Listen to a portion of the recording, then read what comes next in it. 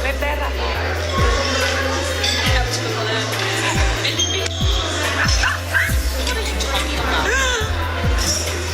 Multilingual yan sila. Si Tina. Marunong yan siya mag-Russian, mag-Thai, mag-English. Tapos I'm telling them that I should borrow money from you because I want to drink matcha. Do you have money? Yeah. Can I pautang? Pautang. Seryoso ako, te. Salamat mo. Seryoso, oo. Utang ako. Gusto ko talaga uminom ng matcha. Just order it.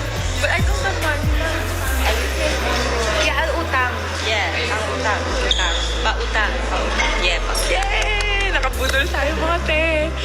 Yung iyon na kasi ako kay Muhem. Ayoko na. Lagi na lang ako nililibre no. Naiyang-iya na ako.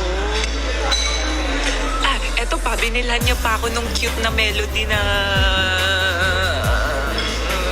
ano ba yun? Parang wallet.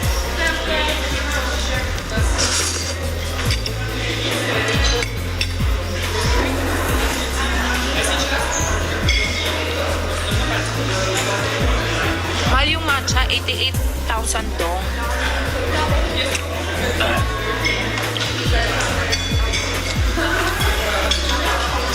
Ang ganda ni Turkey.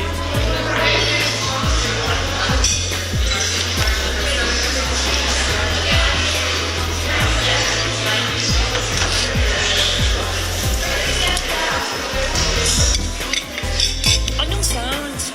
Hindi niyo ko naririnig. O baka mga bingin na kayo dyan? Andun si Muhem. Muhem!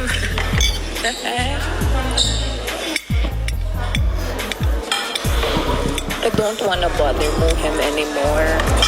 At mga kapolitika, inyo pong napanood itong si Chelsea Fernandez dito sa kailang breakfast sa day 10 na dito sa nagaganap pa rin ng Miss Cosmo 2025 sa Vietnam. So doon sa mga nagtatanong kagabi kasi marami ang napuyat at mga nagtatanong kung bakit daw hindi nakita si Chelsea Fernandez dito sa kailang national costume sa kanilang carnival show. So ang sabi doon sa interview ni Chelsea Fernandez ay bukas po December 7 masisilayan at matutunghayan ang kanyang national costume competition dito sa nasabing Miss Cosmo 2025. So kasi ako hindi ko rin pinanood personally yung show kagabi dahil napakahaba at nakailang program at gabi na nagsimula yung start ng kailang activities. So nakita natin doon na kung saan is yung first batch ay nagpakitang gilas na sa kailang Natcos dito sa SeaWorld Festival. So first batch and then tomorrow si Chelsea Fernandez makikita na natin ang kanyang national costume mga kapolitika na isa sa mga pinakainaabangan na part ng kompetisyon. Samantala atin rin po palang pag-uusapan itong kailang botohan kasi ngayon ay bumaba sa second spot itong si Chelsea Fernandez na merong 700,000 na votes. Tapos yung nangunguna ngayon is yung Vietnam na merong 800,000 na votes.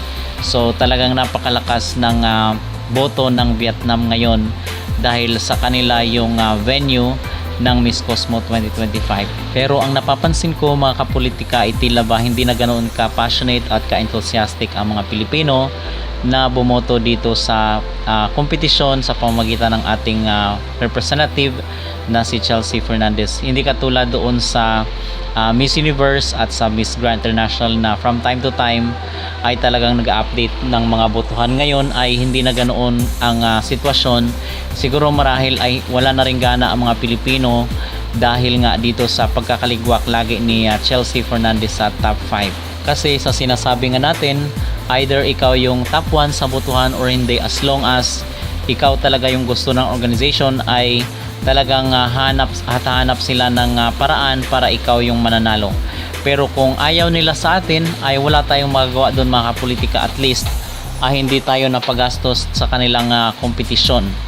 At tama na siguro itong pag-support natin dito sa Miss Cosmo. So mas maigi na gamitin na natin yung free votes kasi yun din naman ang gusto ni Chelsea Fernandez, na free votes na lang yung gamitin at wag nang gumastos dito sa kailang papageant. Okay?